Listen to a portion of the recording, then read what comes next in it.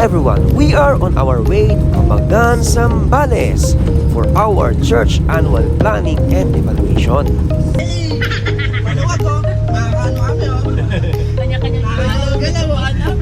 Let's go!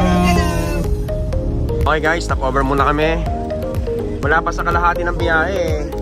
Gutom na si Rika. Ay, hindi ba ikaw? Ay, nagutom ang mag-fiancé, oh. Inabot na nga kami ng dilim, pero ang biyahe namin ay exciting.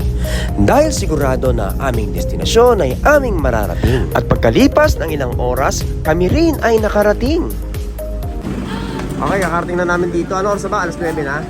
9 o'clock? Sakto. Ayos. Excited na nga kami na mag-swimming sa beach na malalim. Sinetap ko pala muna ang tent namin. Kami nga muna ay umupo at nagpahinga dahil may laban ang Ginebra. Aray ko, kakain na kami pero busy pa sila.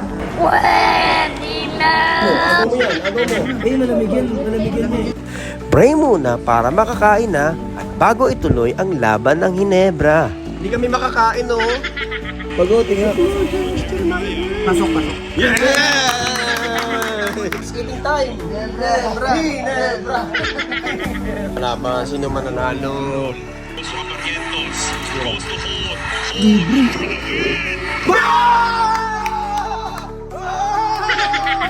Panalo nga ang Ginebra kaya maghuhukay na kami ni Aya. Hukay tayo, saan ka maghukay? Yan, hukay.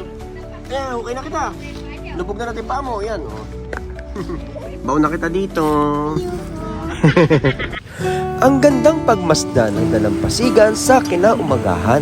Kahit malakas ang alon, hindi aatras sa anumang hamon. Kaya tayo muna'y sumamba sa Panginoon.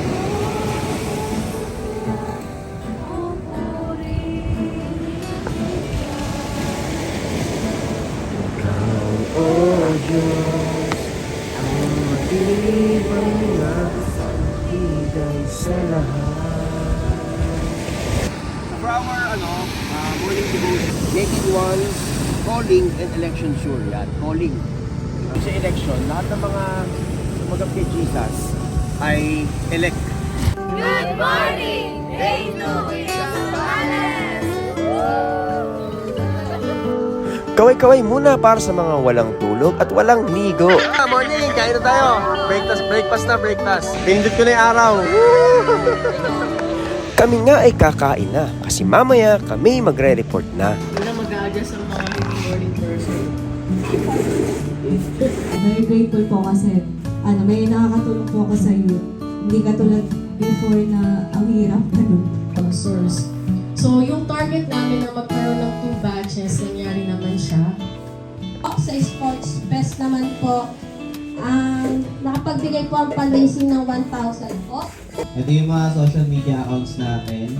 Legacy Generation page natin, Inspired Lens, Legacy Bal, tapos yung YouTube natin. 2026 for Legacy Generation Valenzuela. And ito, yung una, yung place. Boss, yung sa evangelism schedule naman po. Ayun po yung naman po dyan. Kasi parang syempre nag-goal po kami ng mas maayos na bilang ng attendance. So, Magkakaroon daw po ng coffee fellowship outdoor near coffee shop lang daw po. March 8 ang ating discipleship. Alright, so the end of our plans and progress strategic planning for 2026. It's swimming time! Let's go Legacy for 2026! Diyan nga po nagtatapos ang aming evaluation and planning for 2026. Kaya ito kami ngayon nasa beach. Okay guys, dinner muna kami. Hanggang dito na lang muna at see you sa part 2 ng vlog na ito. Bye-bye!